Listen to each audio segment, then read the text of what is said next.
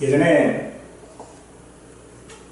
결혼을 하면은 그 결혼 상대는 보통 그 집 안에서 이렇게 정해주는 경우들이 많았습니다. 간혹 연애 결혼을 하기도 했습니다만은 보통들은 다 정해졌죠. 그래서 우리 사람들에게는 삶이라고 하는 것이 어쩌면 정해진 대로 사는 삶의 수를 쓸 것입니다. 그래서 옛말에 그런 말이 있죠. 송충이는 술잎을 먹어야 한다. 그 말이 의미하는 바는 사람에게는 정해진 운명들이 있으니 그 운명대로 사는 것이 좋다. 뭐 그런 말이겠죠. 그런데 여러분, 그 운명을 누가 정할까요? 결혼 같은 경우에는 집안 어른이 정하겠지요. 그럼 누군가가 나의 운명을 정할 수 있다면 우리는 그 운명을 정한 것에 대하여서 정해진 그 운명에 대하여서 내가 따라가야 할 것입니다. 그런데 어떤 경우에 따라갈 수 있을까요?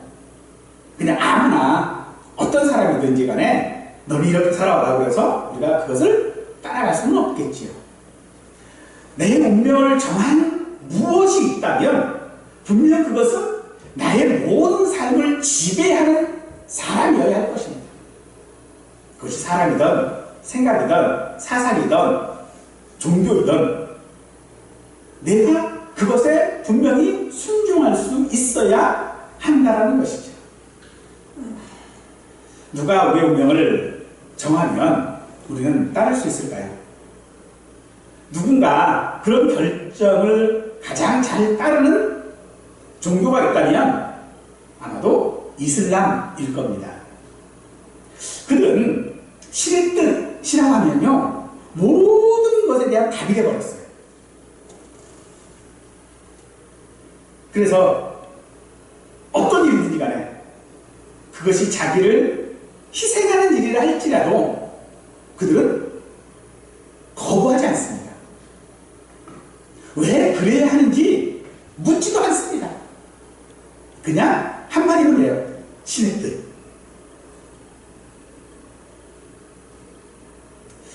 우리 기독교에서도 그런 결정을 하는 분이 계시지요. 바로 하나님 아버지이십니다. 신학적인 용어로 그것을 작정이라고 이야기를 합니다. 우리는 하나님이 우리의 창조주시고 또 우리의 아버지로서 우리의 모든 것들을 선하신 그의 뜻에 따라 작정하셨다고 우리는 믿고 있습니다. 만일 하나님이 그 모든 것들을 작정하지 않았다면 하나님은 결코 주권을 가지고 있지 않습니다. 그렇다면 주권을 가지고 있지 않은 분이 하나님이실 수는 없는 것이죠. 따라서 하나님은 우리의 모든 사소한 일까지도 작정하시는 줄 믿으시기 바랍니다.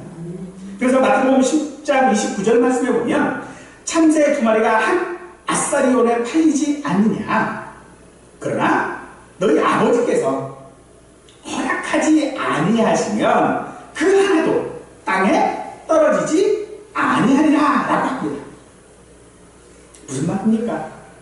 하나님께서 허락하시지 않으시면, 하나님께서 작정하시지 않으셨으면 우리의 사소한 모든 일들뿐만 아니라 참새 한 마리도 땅에 떨어지지 않는다는, 참새 한 마리도 죽지 않는다는 겁니다. 그러나 이슬람에서 말하는 신의 뜻과나 하나님의 작정은요, 너무 큰 차이가 있습니다. 이슬람에서 알라는 절대적으로서 초월적이고 사람과는 본질적으로 다른 존재로 이해합니다. 그래서 이 알라는 모든 것을 결정하고 모든 것을 뜻하는 대로 주관을 하고 있지만 그 뜻의 이유나 동기에 대한 어떠한 설명이 없습니다. 즉, 설명하지 않아요. 이유를 말하지 않습니다.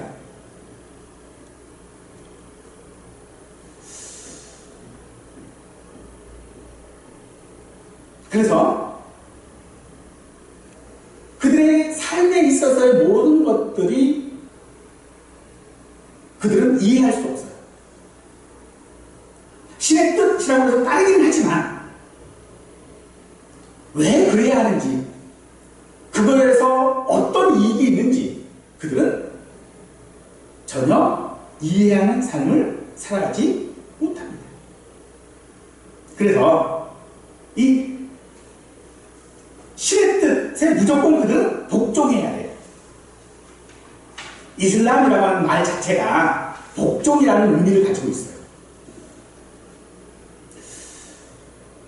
하지만 하나님은 우리에 대하여 절대적인 주권을 가지고 계시지만 동시에 하나님은 인격적인 분이십니다.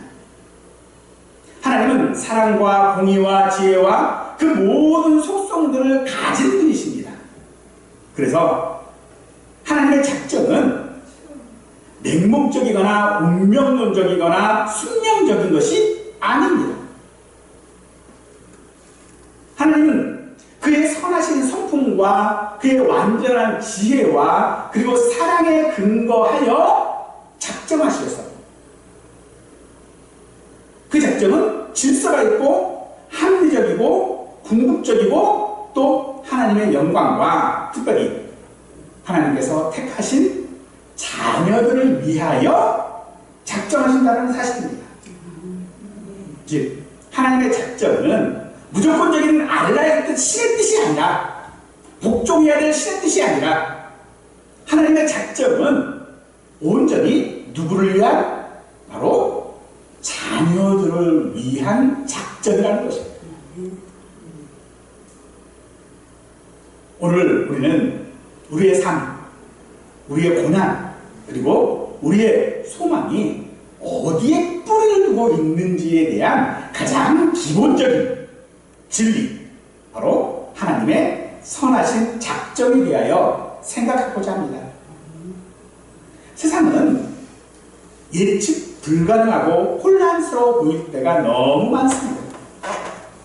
우리는 때때로 고난과 불이 앞에서 하나님의 그 선하심과 하나님의 존재 자체를 의심하기도 합니다만, 오늘 우리가 살펴볼 말씀을 통해 우리 하나님은 결코 혼돈의 하나님이 아니시고 모든 것을 선하고 지혜로운 뜻대로 다스리신다라고 하는 그 하나님이심을 우리는 이 시간 말씀을 통하여 확신할 수 있게 될 줄로 믿습니다. 4절에서 우리 구원의 하나님이여 우리를 돌이키시고 우리에게 행하신 주의 분노를 거두소서라고 합니다. 이는 우리가 하나님의 진노 아래 있음을 인정하고 그 진노를 거두어 달라라고 하는 간구의 내용이지요. 하나님의 진노는 우리의 죄에 대한 하나님의 의로운 심판이고 우발적인 사건이 아니라 하나님의 주권적인 작정 아래에서 일어나는 일입니다. 하나님께서는 죄를 미워하시고 그 죄에 대한 심판을 예정하십니다. 이런 하나님의 작정된 심판을 돌이켜달라는 요청, 그리고 그 요청에 따른 이유는 하나님의 자비하심과 하나님의 영원한 작정 안에 우리가 있다고 하는 것을 말하고 있습니다. 그래서 이 하나님의 진노는 일시적인 징계이고 궁극적으로는 그 징계를 통하여 우리를 회복시키는 것을 말하고 있죠. 그러므로 하나님의 진노는 우리의 죄에 대한 정당한 반응이셨지만 동시에 하나님의 구원의 계획 안에 작정된 것이기도 하는 것입니다. 하나님의 주권적인 역사와 선하신 뜻에 따라서 작정하지 않으셨다면 우리는 그 하나님의 진노에서 벗어날 수 없다라는 것입니다. 그러므로 우리가 하나님의 뜻을 인정하고 기뻐하게 되는 것, 그것은 또한 하나님의 은혜로운 작정의 결과라고 할 수 있을 것입니다. 그래서 7절에서는 여호와여 주의 인자하심을 우리에게 보이시며 주의 구원을 우리에게 주소서라고 할 수 있는 것입니다. 하나님의 인자하심과 구원은 하나님께서 창세전서부터 택하신 자들을 향한 영원한 작정의 결과인 것이죠. 하나님은 선하신 뜻에 따라 구원받을 자들을 예정하셨고 그들에게 인자하심과 구원을 베푸심으로써 우리의 어떠한 행위나 우리의 공로 때문이 아니라 오직 하나님의 조건 없는 은혜와 작정으로 말미암은 것이 우리의 구원이고 우리의 삶인 것을 말하고 있는 것입니다. 따라서 오늘 우리가 읽은 이 본문은 하나님의 백성이 죄로 인해 하나님의 진노 아래 있음을 인정하면서 하나님의 자비로운 작정이 반드시 회복과 구원으로 이끈다라고 하는 깊은 신뢰가 담겨져 있는 것입니다. 하나님의 진노는요, 죄에 대한 반응입니다. 그러나 하나님은 하나님의 자녀들이 영혼을 버려두시지 않습니다. 하나님의 자녀들에게 생명을 주시고 또 그로 인하여 우리에게 복 주시고 있다라고 하는 것들을 오늘 본문은 분명히 우리에게 보여주고 있는 것입니다. 따라서 하나님께서 모든 것을 그의 선하신 뜻대로 주권적으로 또 작정하시고 통치하신다라고 하는 것을 말하고 있고 우리의 삶의 모든 영역 심지어서 우리의 고난이나 어려움 속에서도 그 하나님의 선하신 작정과 주권을 신뢰하며 하나님 아버지의 그 인자하심과 은혜를 구해야 할 줄로 믿습니다. 작정이라고 하는 것이 무엇입니까? 그것은 인격적인 하나님께서 자신의 선하신 성품과 지혜에 근거하여 모든 것을 영원전에 뜻하신 것을 우리는 작정이라고 말합니다. 그리고 이 작정 안에는요, 우리의 자유로운 선택과 행위까지도 포함되어져 있는 것입니다. 하지만 하나님은 죄에 작정하시거나 죄를 조장하시거나 하시는 분이 아니시죠. 사람의 자유로운 그런 죄악이 가득한 그런 행동까지도 하나님의 그 크신 작정 안에서 허용하시고 통제하시고 있다는 사실을 믿으시기 바랍니다. 죄에 대한 책임은 온전히 우리에게 있습니다. 또한 하나님은 구원받을 자를 특정하셨지만 이는 우리의 노력을 무의미하게 만드는 것이 아니라 오히려 우리가 하나님의 부르심에 응답하고 의로운 삶을 살아가도록 동기를 부여하는 것이 될 것입니다. 하지만 한 가지 여기서 분명히 해야 될 것은요, 하나님의 작정은 숙명론이 아니라는 것입니다. 숙명론은 맹목적이고 비인격적인 어떤 힘에 의해 모든 것이 정해져 있고 사람의 의지나 노력은 아무런 의미가 없다 라고 하는 것을 숙명론이라고 합니다. 하지만 하나님의 작정은 숙명론이 아닙니다.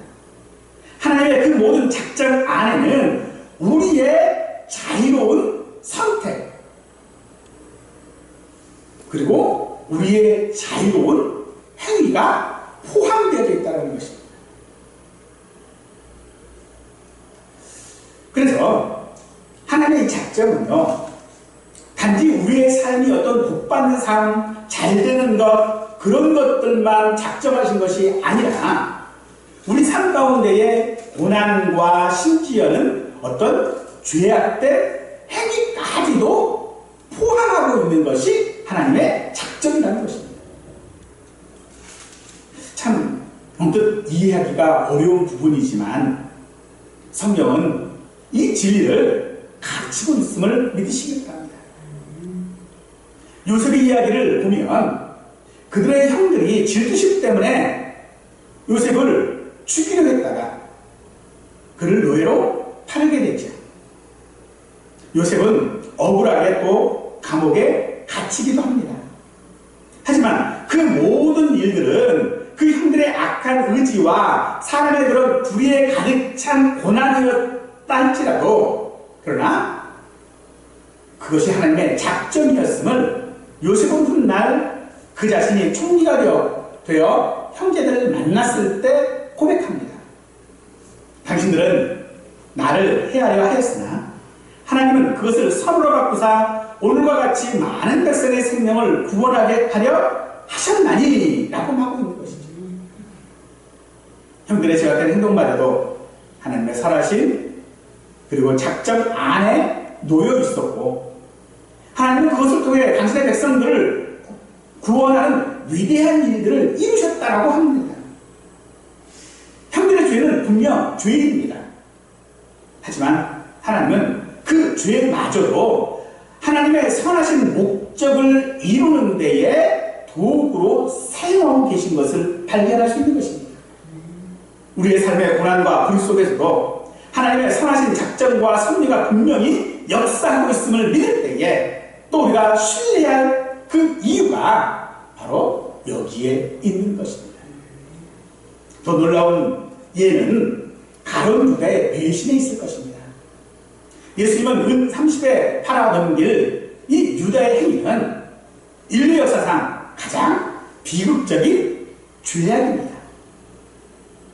그러나 예수님은 유다가 자신을 배신할 것을 미리 아셨고, 사도 베드로는 유다의 그 배신이 하나님께서 정하신 뜻과 또 미리 아신 대로 일어난 일이라고 사도행전 2장에서 말하고 있습니다. 하나님께서는 유다가 자신의 그 악한 의지를 가지고 배반하도록 허용하셨습니다. 하나님은 죄의 조성자가 아니시며 직접적으로 유다의 마음에 죄악된 동기를 불어넣지 않으셨으나, 하나님은 그 유다의 죄악된 선택을 미리 아셨고 그 선택이 구원의 계획 안에 일어나도록 섭리하고 계셨음을 믿으시기 바랍니다. 유다는 자신의 탐욕으로 인해 죄를 지었고 그 책임은 오롯이 그에게 있었습니다. 하지만 하나님은 그 죄악된 선택마저도 허용하시고 통제하셔서 예수님의 죽으심을 통한 우리의 위대한 구원 역사를 이루셨습니다. 최악의 악을 통해 최고의 선을 이루신 것입니다. 이처럼 하나님의 작정은요, 모든 것을 포괄하고 우리의 죄악된 행동까지도 하나님의 선하신 뜻을 이루는데 사용되어지는 줄 믿으시기 바랍니다. 우리가 어떻게 이런 하나님의 놀라운 작정을 믿는다고 고백할 수 있습니까? 그 고백의 일환으로 우리는 성찬식을 합니다.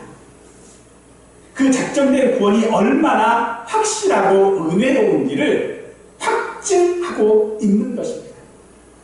그래서 성찬은요, 단순히 기념의식이 아니라 하나님의 영원한 구원 작정이 예수님의 그 십자가에서 완전히 성취되었음을 보여주는 가장 분명한 표징으로서, 떡은 우리를 위해 찢기신 예수님의 몸을, 포도주는 우리 죄를 위해 흘리신 예수님의 피를 상징하는 것입니다.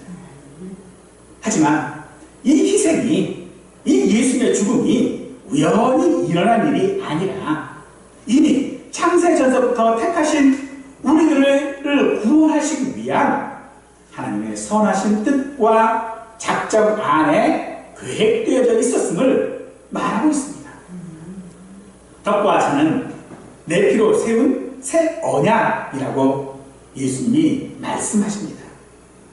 우리의 구원이 우리의 노력이나 선행 때문이 아니라 오직 하나님의 조건 없는 은혜와 작정, 그리고 그 작정을 온전히 이루신 그리스도의 대속 사역 덕분에 이루어진 것임을 우리는 성찬을 통해서 확인할 수 있는 것입니다. 하나님의 작정하심을 우리는 이 성찬을 통해서 다시 한번 확인되어질 수 있고, 또 그를 통하여서 확실한 하나님의 은혜를 우리의 눈으로 보고 맛보게 하는 그런 은혜의 방편으로서 성찬을 대하게 하는 것입니다. 그렇다면 하나님께서 이 모든 것들을 작정하셨다면 왜 우리가 그걸 모르고 있을까요? 오히려 하나님의 뜻은 우리에게 감추어져 있습니다. 우리는 미래를 알지 못합니다. 왜 고난이 내게 있는지 그 이유를 깨닫지 못합니다. 그럼에도 불구하고 하나님이 우리의 모든 삶을 작정하셨다라고 하는 것을 우리는 어떻게 알 수 있습니까? 그 첫 번째는요, 우리의 믿음과 신뢰를 연단하기 위한 방법인 줄 믿으시기 바랍니다. 만일 우리가 모든 것을 미리 안다면 우리는 더 이상 하나님을 신뢰할 필요가 없게 됩니다. 요즘 장마철이 끝났다라고 말합니다만 내일에 비가 올지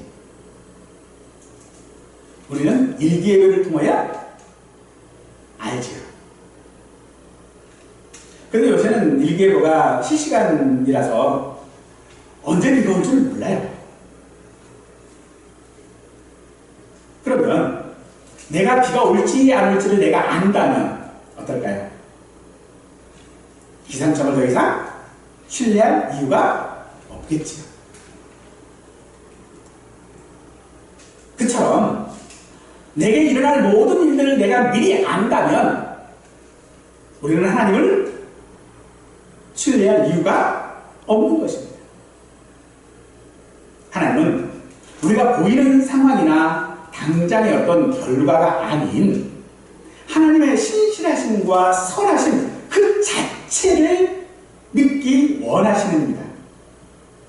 그래서 불확실성 속에서 우리가 하나님께 모든 것을 맡길 수 있도록 우리의 믿음이 더욱 깊어지도록 견고해지도록 하시는 줄 믿으시기 바랍니다.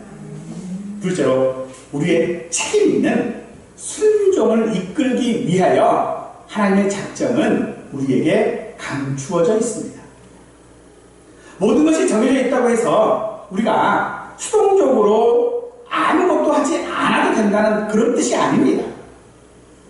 오히려 우리가 미래를 알지 못하기 때문에 오늘 우리에게 하나님께서 맡기신 사명에 충실할 수 있는 것입니다.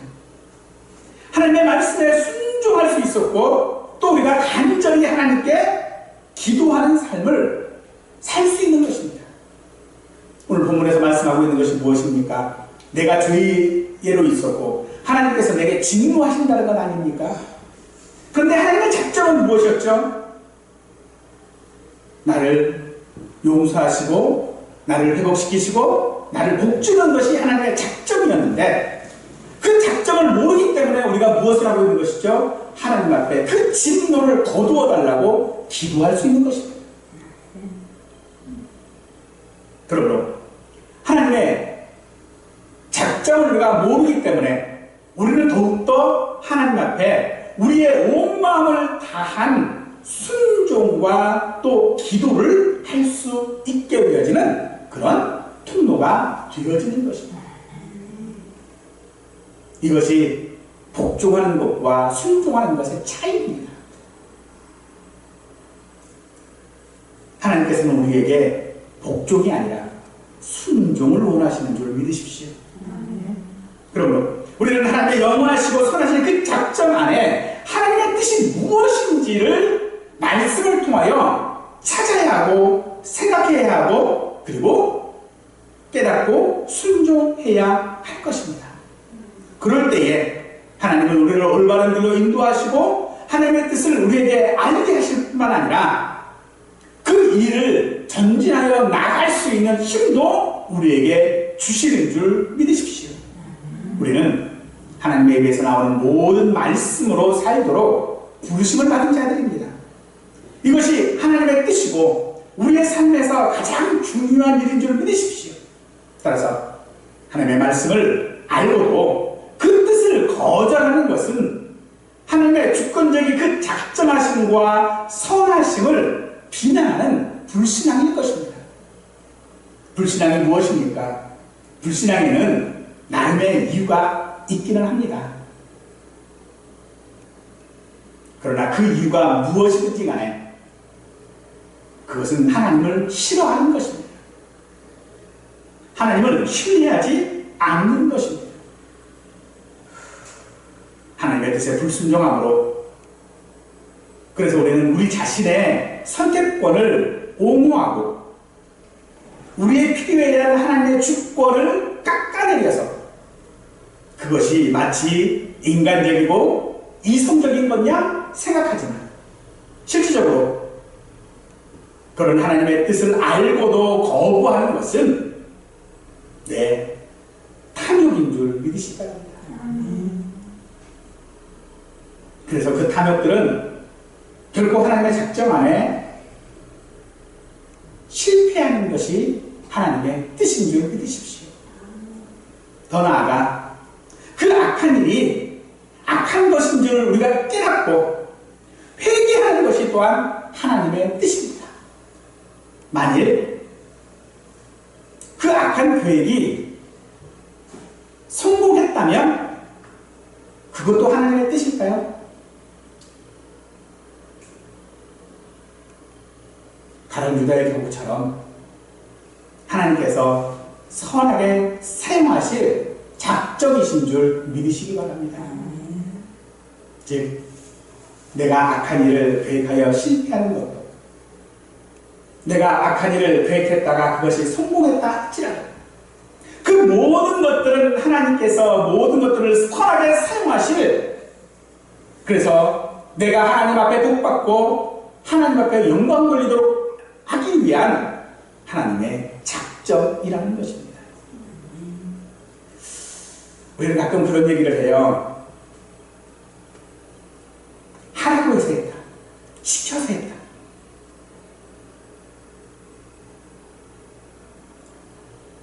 지난번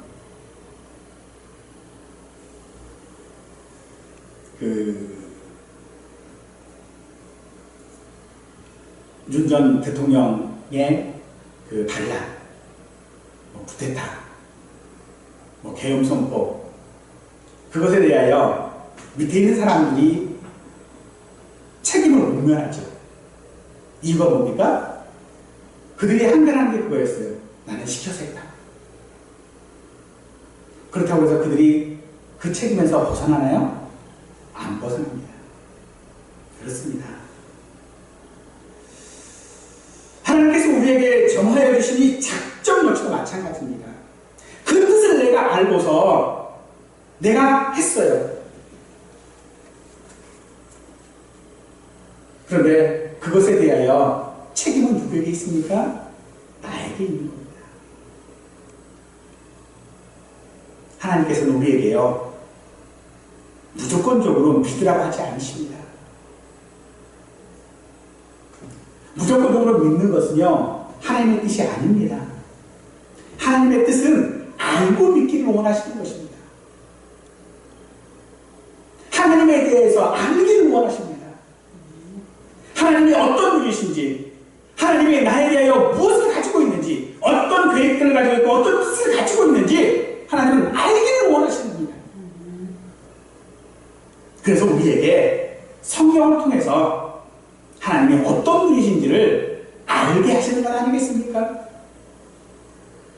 여러분, 우리는 하나님의 작정이 내게 감추어져 있다고 해서 그 감추어진 대로 살아가는 삶이 아니라 그 감추어진 하나님의 작정을 통하여서 더욱더 내 믿음을 연단해야 될 뿐만 아니라 그것을 깨달았다면 책임 있는 순종을 해야 하는 것입니다. 어떻게 해요? 그것을 알기 위해서 우리는 언제나 성경을 알아야 합니다. 배워야 합니다.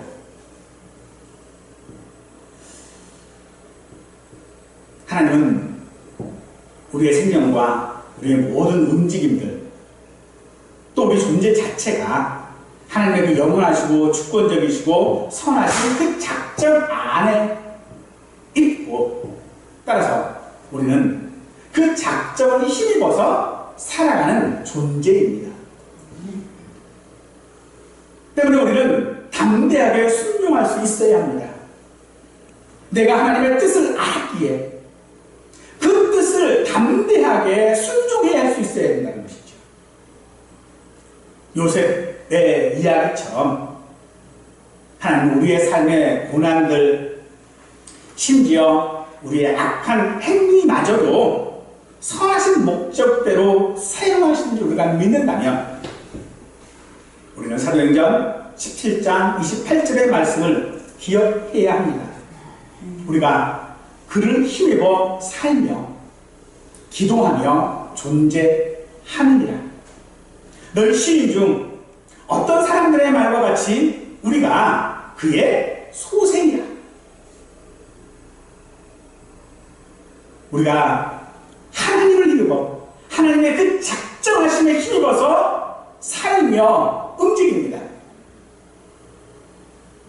하나님의 그 작정하심이 있기에 우리는 이 땅에 존재합니다. 왜 그렇습니까?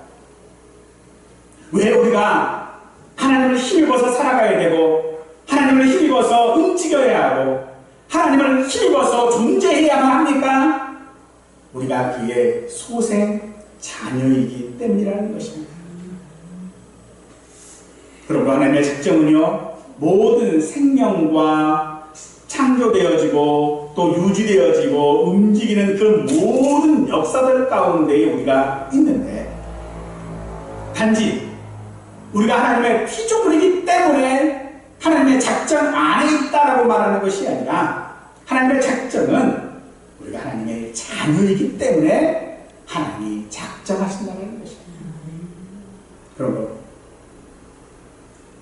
그 하나님의 작정을 우리에게 알게 하시는 말씀, 아버지의 말씀을 따르는 믿음이야말로 우리의 순종인 줄 믿으십시오. 하나님께서 우리를 한순간이라도 붙잡고 있지 않으면 우리는 존재할 수 없습니다. 왜냐하면 우리는 하나님의 자녀이기 때문에 그렇습니다. 그러므로 우리가 하나님의 자녀로서 하나님을 힘입어서 살아간다면 우리는 마땅히 하나님을 찾아야 하고 하나님의 뜻을 구해야 하고 하나님께 영광을 돌리는 삶을 살아야 할 것입니다. 그러면 어떻게 우리가 그렇게 살아갈 수 있습니까? 우리는 전적으로 하나님을 신뢰해야 합니다. 즉 하나님을 믿어야 한다는 것입니다. 우리 삶의 모든 순간순간들을 이해할 수 없고 또 고난이 왜 있는지 알 수 없으나 그 모든 일들 가운데 하나님의 선하신 손길이 있음을 우리는 믿어야 합니다. 그리고 순종으로 응답해야 할 것입니다. 우리의 모든 것이 하나님의 작정된 은혜의 결과임을 깨달을 때 우리는 마땅히 하나님 앞에 찬양하고 그 하나님의 뜻에 기꺼이 순종할 수 있을 것입니다. 우리 하나님의 작정은요, 절대로 실패하지 아니하시고 우리에게 복을 주신 줄 믿으십시오. 우리가 하나님께 영광 돌리도록 작정하시는 줄 믿으십시오. 그러므로 우리의 삶은 하나님의 주권적이고 선하신 작정 안에 있습니다. 이 놀라운 하나님의 작정을 믿으며 오늘 이 성찬을 통해서 그 구원의 은혜를 다시 한번 확인하시고 하나님께 영광 돌리는 삶을 살아가는 우리 모두가 되시기를 주님의 이름으로 간절히 축원합니다.